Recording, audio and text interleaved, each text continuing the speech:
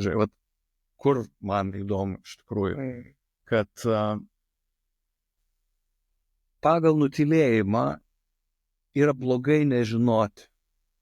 Nes jeigu tu nežinai, yra kažkoks, žinai, yra blogai, tavęs, žinai, nebus tada čia prie to stalo, darysim be tavęs sprendimus, nes nežinot yra blogai versle. Ir čia, man atrodo, yra tokia, sisteminė klaida. Nes tai uždaro duris kūrybai ir atsiras kažkam naujo. Nėra. Tai kaip tas veikia. Versle mes išmokstam žinot.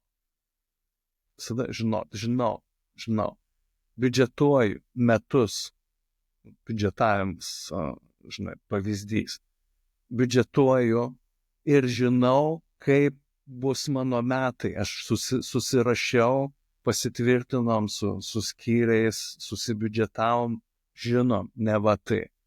Iš tikrųjų nieko nežinom, kokie tie metai bus. Bus covidas, bus karas, bus dar kažkas, bus krizė, bus, žinai, Rusija, bus Trumpas, bus dar, žinai, užbanguot. Tai ką iš tikrųjų susikuriam tokią žinojimo iliuziją, ne, ir į tą atsiremiam, sakom, žinom, dabar gyvensim. Paskui skaičiai važiuoja, gyvena savo gyvenimą, tas biudžetas, bet tada įsijungia tokia paaiškinimų, kad kas atsitiko.